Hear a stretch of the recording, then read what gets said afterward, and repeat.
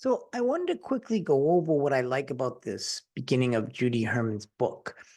What's interesting about it is she first, number one, says no.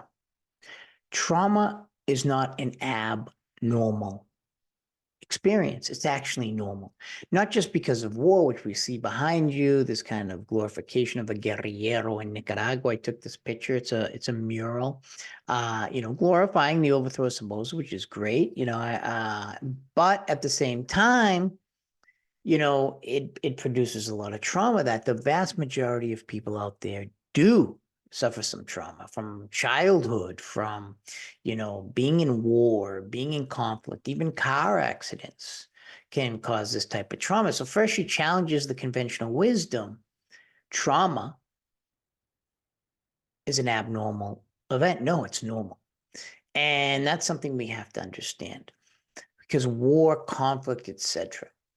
So one of the things that Judy Herman does is then goes over where did the study come from, and then she goes at the beginning this kind of wandering womb, for women, very misogynistic. Not her, but like the beginning where they just said, "Oh, women have problems; they're complaining."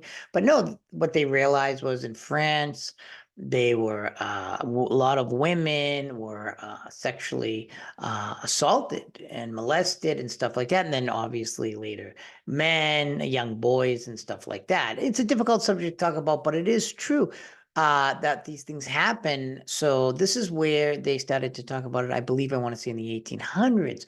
Later in the United States, and that was a lot of Freudian stuff as well. Tell me about your mother, trauma, etc.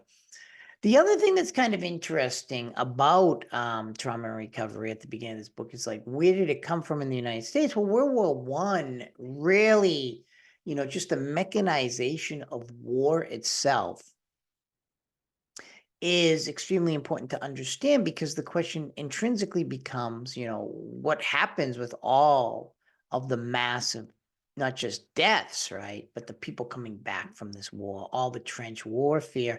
They started, studying it, and they say shell shock, right, because it's like you were shocked. And then later, obviously, World War II. And then, though, one of the things is Vietnam and the feminist movement, all these 1960s. Now, if you're very conservative, you might say, oh, the 1960s, that brought us nothing. It actually did bring some things, and that's where a lot of these chat groups after the Vietnam War came from.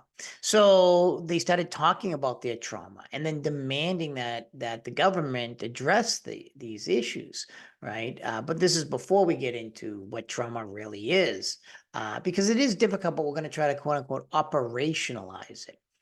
The other thing is that the feminist movement, the women's movement, like talking about they were abused in the household, etc. And this was traumatic for a lot of women, and they started talking about their situation. So you start seeing more and more talk about trauma, and then in the present day, which Judy Herman is not talking about. I mean, we've had a lot of soldiers come back from Afghanistan, Iraq, women. There's a lamentable yet great documentary on how women have been sexually assaulted in the military. People have these kinds of experiences. So what happens is, we need to address all the issues. If you're in another class of mine, I give the hunting ground. That's about how these liberal universities covered up sexual assault for decades because it wasn't in their interest to talk about it. So, one of the things I like about this book is one, it's abnormal. No, it's normal is what she challenges, right? She challenges the idea that you say it's abnormal. These are normal experiences. So you're not alone. And I like that idea too. If you watch The Hunting Ground, one of the great things about it is these women come out and say, we're not alone.